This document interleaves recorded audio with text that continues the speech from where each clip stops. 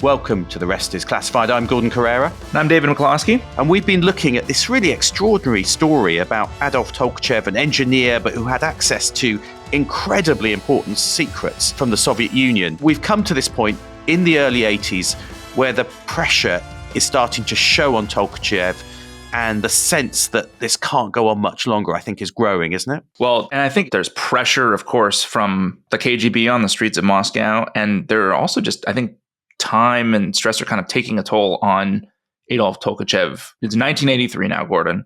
And Tolkachev, I think he's getting older, right? A little bit. He's getting more tired. He used to be able to go to the Lenin Library in the evenings to kind of write and continue his work. He's not doing that anymore. He doesn't have the energy for it. He's had a few kind of flare-ups of high blood pressure, which he asked the CIA for help getting medicine. And he is taking more and more risks to produce for CIA.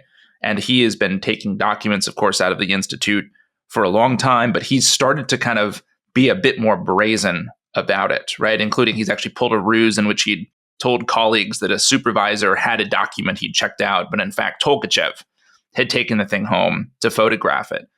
And here you can kind of see this push and pull, this tension in the case, which to some degree is always present, but I think with time has become more and more acute for the CIA, which is the CIA desperately wants all of this information from Adolf Tolkachev, all of these photograph documents. They are so valuable to the Pentagon, to the American defense establishment, and so the CIA, kind of the requirements that they're passing him in this period, the questions they're asking him, they want information on aircraft, for example, that don't fall under his institute's purview. And at the same time, the institute's security procedures have tightened. And yet they also want Tolkachev to be careful, to manage risk. And so you kind of have this feeling, I think, in this period in kind of the early 80s, where a lot of the mechanics of the case around money and compensation, the actual tradecraft and the commo plan, how do we meet, all that stuff has kind of been worked out. And yet you have the shadow over it, which is that at the end of the day, he is taking a massive, massive risk in every document that he photographs for the CIA. And the CIA, of course, is also wrestling with these new security procedures at the Institute. We need to give him some other cameras. He gets these kind of tropal cameras. We talked about those in the first episode of the series. It's a smaller camera.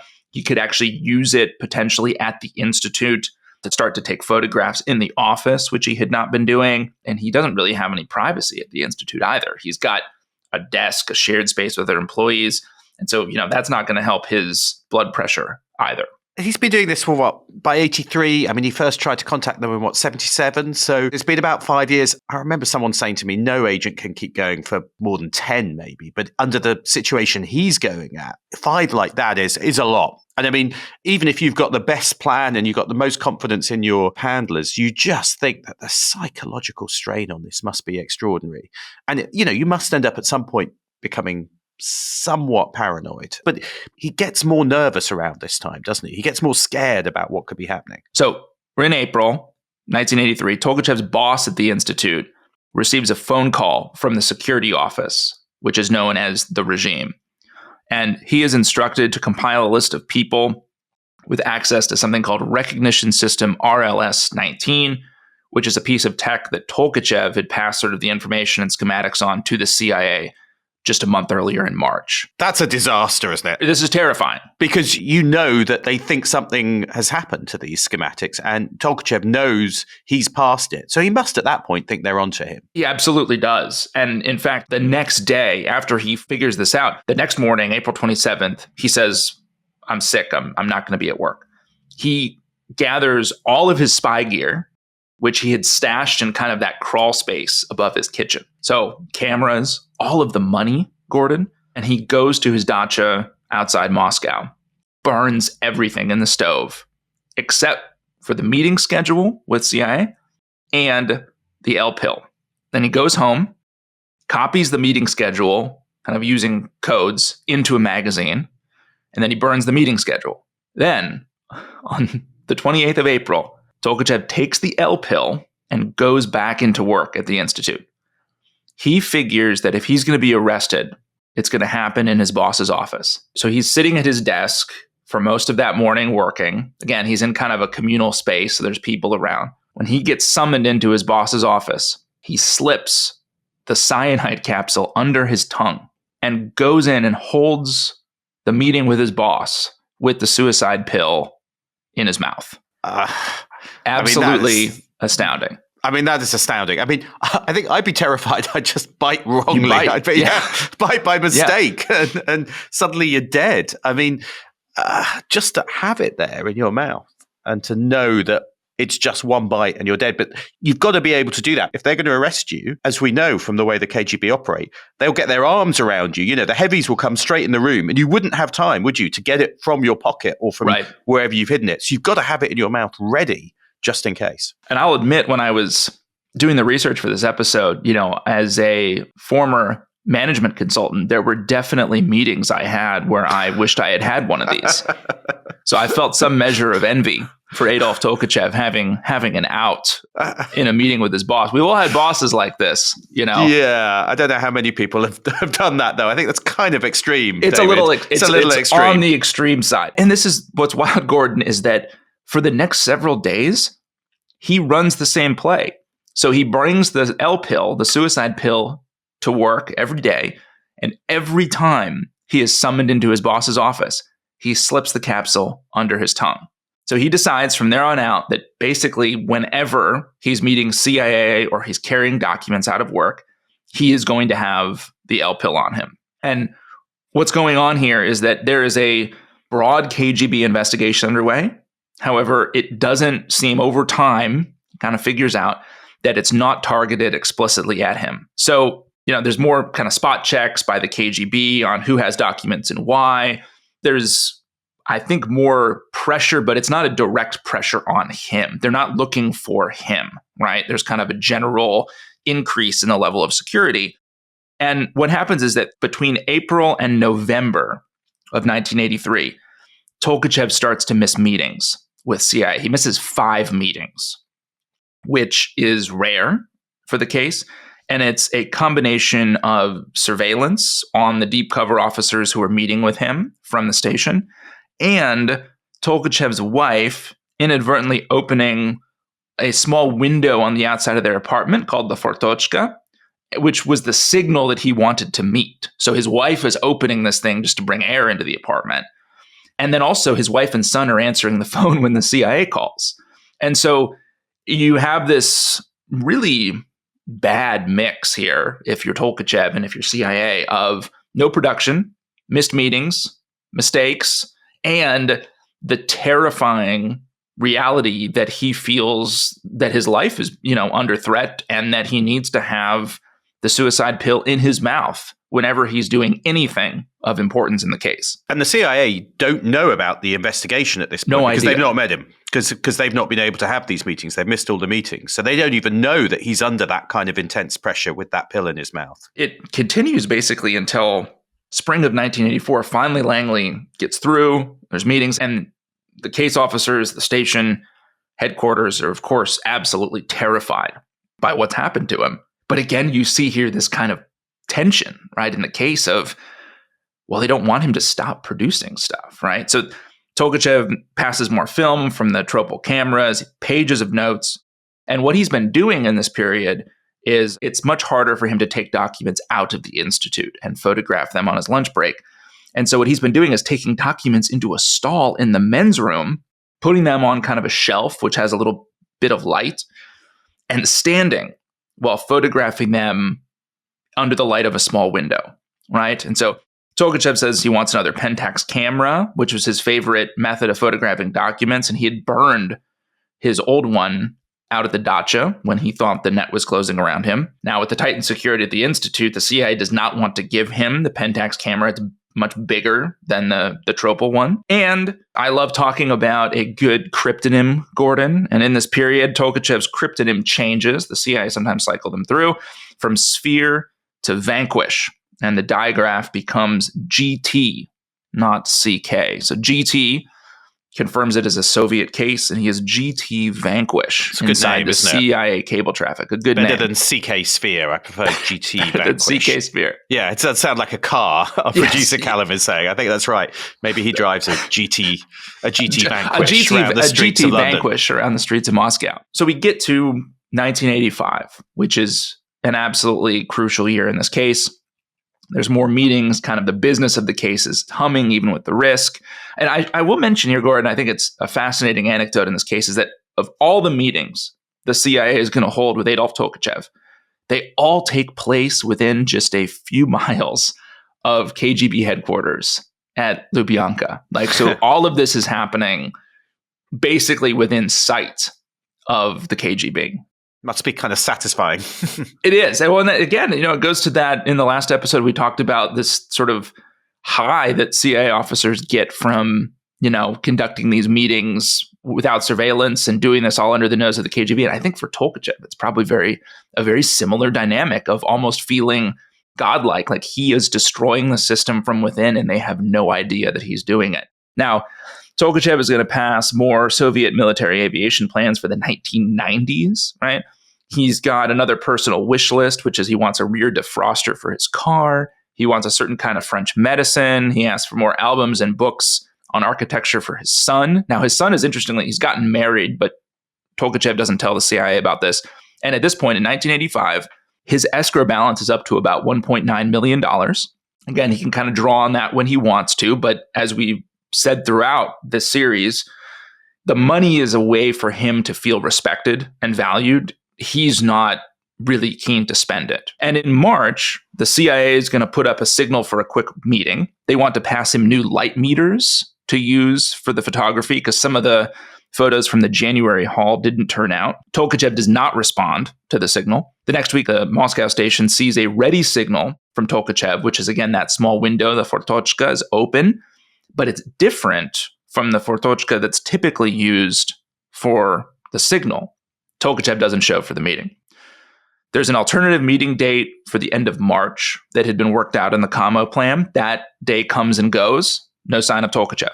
Then on Wednesday, the 5th of June, 1985, is the next planned meeting.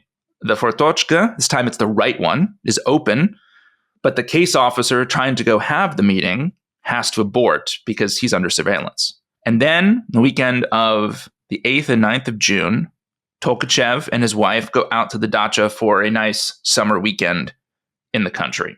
And Tolkachev, at that point, his next scheduled meeting with CIA is the 13th of June. Now, to get ready for this, the CIA is, of course, trying to lull the KGB into thinking nothing is up. The Moscow chief of station has left Moscow to travel in the Caucasus and applied kind of in advance for permission to travel, provided his itinerary. And the CIA had been kind of trying to talk to a lot of the officers have been trying to talk to the walls in their apartments, trying to hint to the KGB that June's going to be pretty slow operationally, right? Yeah. We're up to nothing. The station, in preparation for this, they pack an operational note, more cameras, pages of original material that Tolkachev, and again, this gives you a sense of the risk taking in this period. He'd actually given the CIA original kind of documents that the CIA is now returning. He wants, in this package, there's 20 French drawing pens, 2 architecture books for his son, 8 boxes of dental medicine. Tolkachev's teeth had been bothering him. I mean, I find this fascinating. 8 boxes of dental medicine, 8 bottles of fluoride, 8 tubes of toothpaste. I mean, that's the list of stuff that they're going to be handing over, amongst other things. And you just go, it's so kind of interesting, isn't it, as an insight as to what someone really wants and what they really care about, what you could get from the CIA, and it's toothpaste and fluoride. I mean, it's such an ordinary thing, but I guess, if you're worried about your teeth and they're hurting and you can't get it on the streets of Moscow, then that's what you want. Anyway, it's just a kind of real insight into the kind of the man somehow. In the same vein, Insight into the Man, a book containing 250 pages of newspaper and magazine articles from the West, so stuff he's not readily able to read in Moscow. The CIA will give him 100,000 rubles, which retort interest on his escrow account. And the bags are so heavy that the case officer is worried that they're actually going to break. Now, the Fortochka is open at the right hour. So the signal is that the meeting is on. And there is a deep cover case officer named Paul Stonebaugh, who is going to set out with all this material in 2 bags. Now, Stombaugh is kind of the new handling officer at this point in 1985 for Adolf Tolkachev. He's a former FBI man. He's a recovering Phoebe, Gordon, you would say, who's found the light and joined the Central Intelligence Agency. He's in his 30s, and what has come out since is that the KGB officers who were watching him gave him the code name Narcis, butchering the Russian, which essentially means the handsome one. So he's a very handsome young man who's gotten out of the clutches of the FBI and joined the CIA. And he is now headed out on a surveillance detection route to meet Adolf Tolkachev. I'm sure the people who did surveillance on you in the past also had a similar nickname for you, David. I'm sure. I'm still waiting for the Syrian intelligence documents to come out to figure out what my nickname was. Yeah, the handsome one. That's what you're hoping anyway. So Stombaugh, out on his SDR, his surveillance detection route, he's driven on the first leg by his wife. And then he proceeds on foot to the spot where he's going to meet Tolkachev. It's got a code name, Trubka, pipe. And the meeting is set for the spot with 2 payphones. Stombaugh is kind of walking around.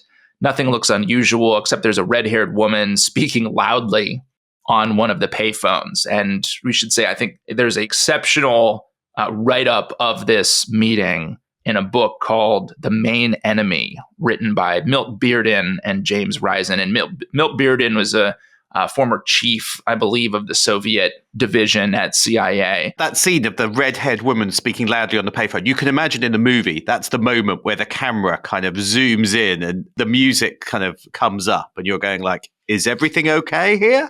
Or is something going wrong? That is exactly what Paul Stombaugh is trying to figure out. So he sits alone on a bench in a trash-strewn courtyard.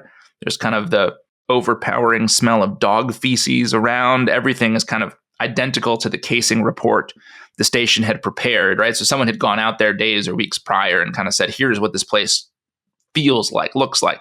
Everything looks normal. And he's kind of got a baseline for the environment he's walking into. Now, there is one unusual thing here, which is that there is a large trailer parked on the street. It's got a hitch propped up on cinder blocks. Stombaugh looks at that and thinks it's strange, but he goes ahead with the meeting anyway. Now he's sitting there. He's sipping water from a vodka bottle. So he looks like a normal Soviet citizen, sort of just drinking vodka on a bench, whiling the day away. And he sees what he thinks is Tolkachev's car parked a few hundred meters away. Now, at that point, Stombaugh begins to walk past the phone booth. The redheaded woman pays him no attention. She's on her call. He turns toward the meeting point a few yards away, and then the world sort of blows up around Paul Stombaugh.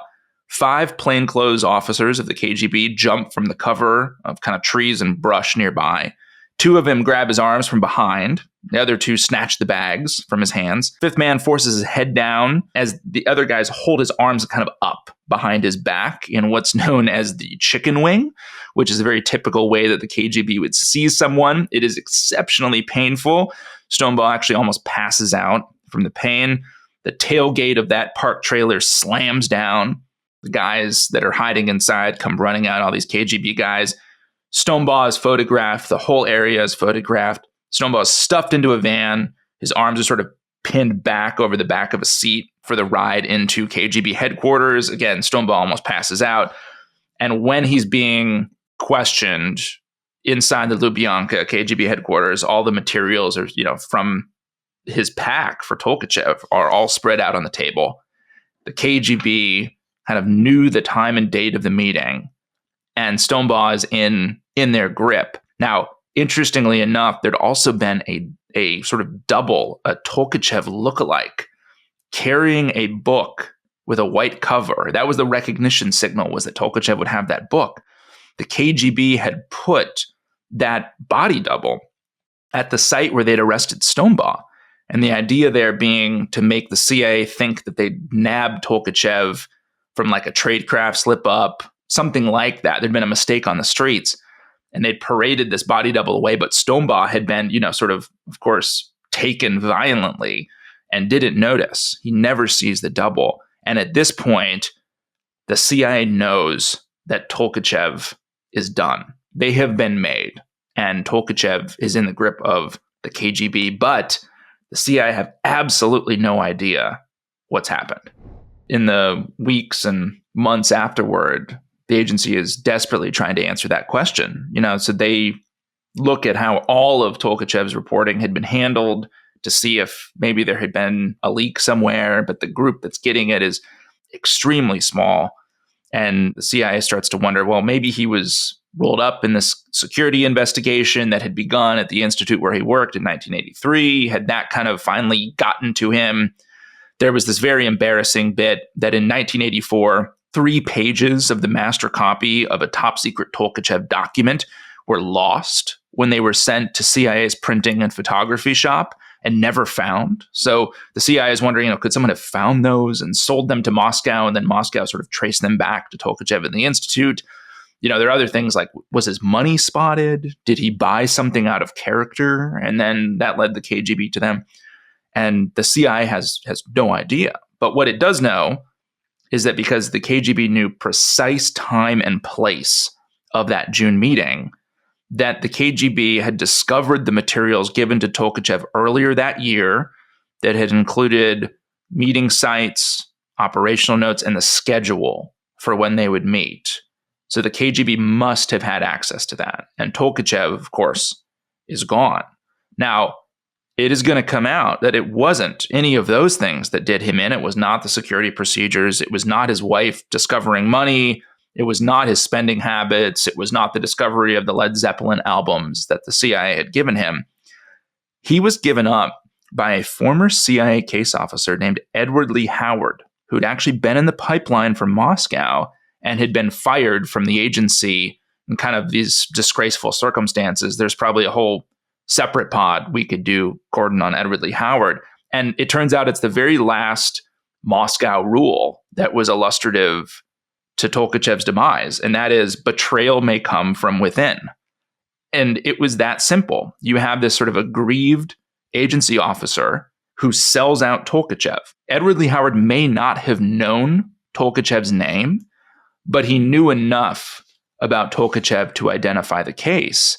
And so Howard sells this information to the KGB for money, and eventually Howard's going to flee the US and become the only CIA officer ever to defect to Moscow, and he'll die there in 2002. I'm sure we'll look at Edward Lee Howard's story in detail at a later point, but it first of all shows that actually the tradecraft in some ways had been good on the streets of Moscow because, they hadn't spotted him through following one of those embassy officers or through Tolkachev's own mistake, had taken, a spy or a traitor effectively within the CIA to find Tolkachev, which in some ways is a tribute to all the kind of work and the tradecraft, but it's also, it's a human tragedy for Tolkachev, but it's pretty bad for the CIA, isn't it? Is that you go to all that effort, investing in incredibly long surveillance routes in trying to protect your agent, and then he's blown because one of your own people betrays him. That's pretty bad, isn't it? And I don't know how Tolkachev would feel about that and how he'd feel about it, but to me, it seems like a real tragedy. Well, in the end, the Soviets found someone inside CIA who was willing to do the same thing that Tolkachev had done. I think it illuminates this old adage, which is, it takes a spy to catch a spy. It is very hard when you're running the tradecraft appropriately, like CIA was with Tolkachev for years. And when you have an agent like Tolkachev who is, willing to take risk, but mentally in the game, very precise, ideologically committed, very hard to find them, right? Very hard to find them. And it took a betrayal inside CIA to bring it all to an end. And so here is, what happened to Tolkachev, because we had last seen him on his way to his dacha with his wife on this fateful weekend of the 8th and 9th of June, 1985. And on their way home, Tolkachev and his wife are stopped by what looks like a police roadblock. And it is actually the KGB's 7th Chief Directorate, which is aided by a commando unit. And the details for this we have, again, from this wonderful story inside, a wonderful and tragic story inside the book written by Milt Bearden and James Risen called The Main Enemy. And Tolkachev is asked by these KGB officers, step out of the car. He's grabbed, immediately jumped. He goes limp. They pin his arms to his sides and force a thick rope between his teeth. And that is to prevent him from biting down in case he's got that L pill in his mouth. And you remember that agent we had talked about in the past episode who had killed himself by biting into a pen. The KGB is intimately aware of this, so they're desperate to prevent this. So they've got that thick rope in Tolkachev's mouth so he can't get the L pill in there. They strip off his jacket and shirt in case he's got a suicide pill on his collar. They throw him into a windowless bus where he's stripped and cavity searched, and then they put him in a blue KGB running suit, and they begin to interrogate him. He confesses immediately. He's taken to prison, taken to Lefortovo, which is a prison in Moscow, dates back to the days of Catherine, but it's being used by the Soviets as kind of the place where they hold political prisoners. And he's going to be sentenced to death for espionage by a 3-member military tribunal. Before his death, he gets 15 minutes with his son Oleg, where Tolkachev says he's sorry for what he's done. And Oleg, his son, says, no, don't say that. Don't say you're sorry. So Lefortovo, which is where he most likely meets his end, it is sort of a dark place. It had been Stalin's premier shooting prison back in the days of the terror. And in September of 1986, Adolf Tolkachev gets led down one of these eerie kind of flat black corridors out of his cell. He's probably still in that blue prison running suit. The laces would have been taken off all his shoes. You can't have any lengths of rope or sort of lace of any kind because they don't want you to strangle yourself. And then he's led by the guards. The guards there have these little wooden kind of almost like crickets to click, click, click to communicate with each other, because prisoners inside Lefortovo won't be permitted to hear other people's voices. They don't want to hear the voices of the guards, the voices of other prisoners. And very weirdly at Lefortovo, they have these boxes, like almost like coffins, I guess, that are set against the walls where as you're moving a prisoner, you could put them in one of those boxes if another set of guards approach with another prisoner so the two won't see each other, inside the prison. So they might have put Tolkachev in one of those boxes, or another prisoner might have carried that burden that day. So Tolkachev gets led into a room.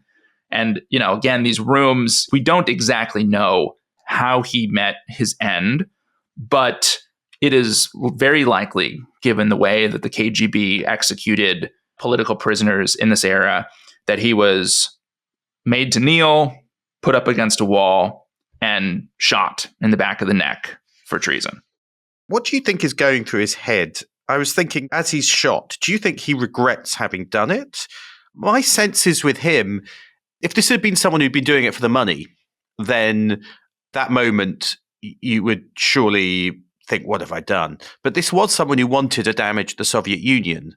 And so perhaps would he at least felt he'd done that? I don't know. Or would he think, why did I do this? I don't know. It's interesting to try and work it out. And it goes to his motivation and his intensity. But that feeling of, when he's saying sorry to his son, who obviously didn't know what had happened. I mean, it's very powerful. And it does lead you to kind of wonder how he felt about it at that moment, about his decision. Well, I think he's not apologizing to his son for the choices that he made. That's my sense. Just my sense of the man. He's apologizing for what's happened, but he's not apologizing for what he's done. I think he was committed to the destruction of this system. And as we saw from the conversation around the suicide pill, was very willing to die in service of destroying the Soviet Union, or playing whatever role he could in its demise. And so I think he probably, of course, there's all the, I'm sure, human emotions of being terrified as you're, again, these rooms at Lefortovo, they would have been used by Stalin's executioners during the 30s to kill dozens or hundreds of people in a single night. So, they've got these kind of like scuppers cut deep into seams along the walls to facilitate cleanup with these like pressure hoses, because it would get so bloody and messy in these rooms. It's an inhumane, terrifying, brutal place to meet your end. And so I think he's terrified, but I think Tolkachev has got to feel like he has succeeded in some way. Like he has dealt an incredible blow to this system.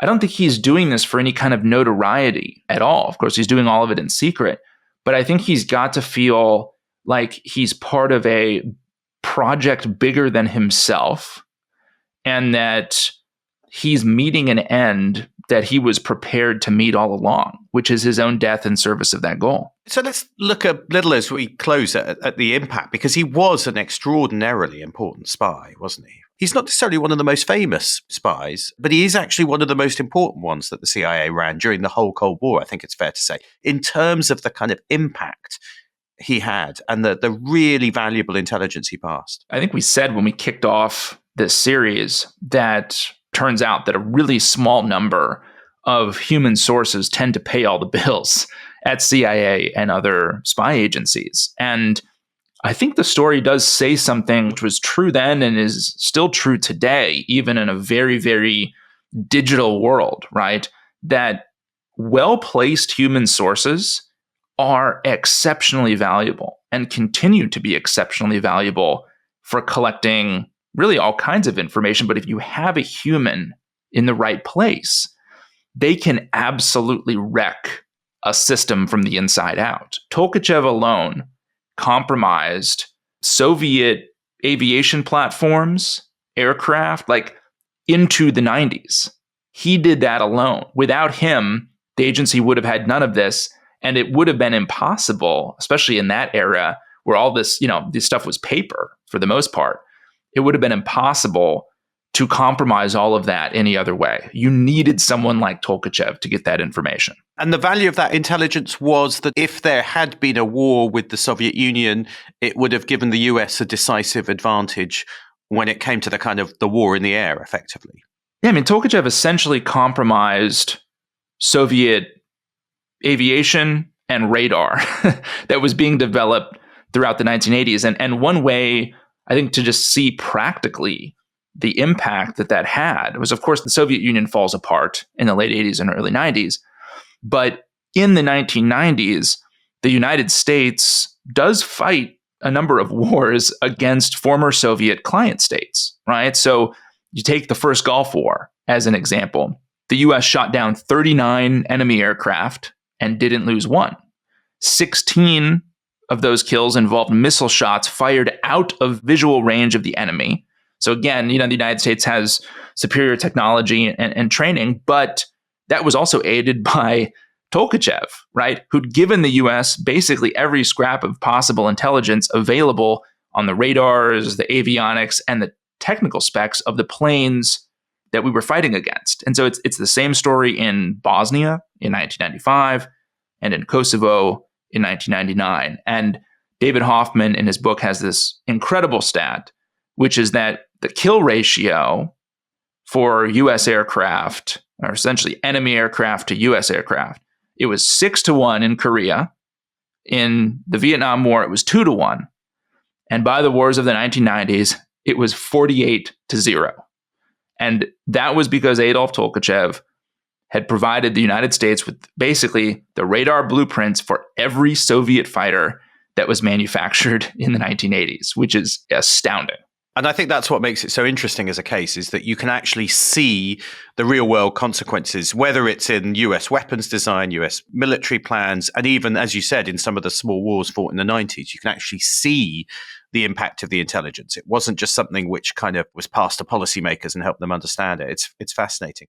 Going back to this issue about human sources and their value, I do wonder if in the modern world, though, a modern day spying operation, you could probably get a lot of that from a cyber espionage operation, couldn't you? Some of the plans and the designs, that's the kind of stuff you try and steal through cyberspace rather than needing a human agent. In those days, totally, it wasn't stuff that was online. You would need a person there to do what he did and photograph it. But these days, perhaps slightly less so. I guess the way I think about it, Gordon, is that I think if you thought about the different ints of the intelligence game, human intelligence, signals intelligence, SIGINT, I would wager that in a world where more and more information is digital, that the market share for human has gone down.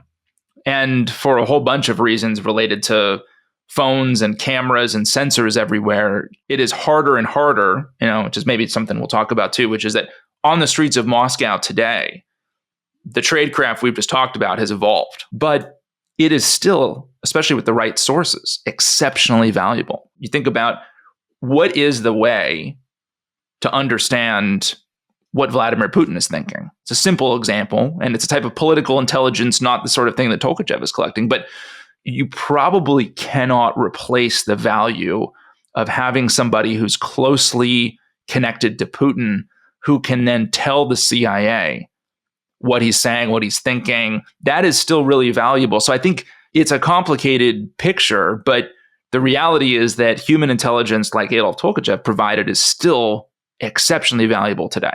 Yeah, because the kind of information about what are Putin's intentions over Ukraine is probably held in a small group of conversations, not somewhere online you can steal through cyberspace.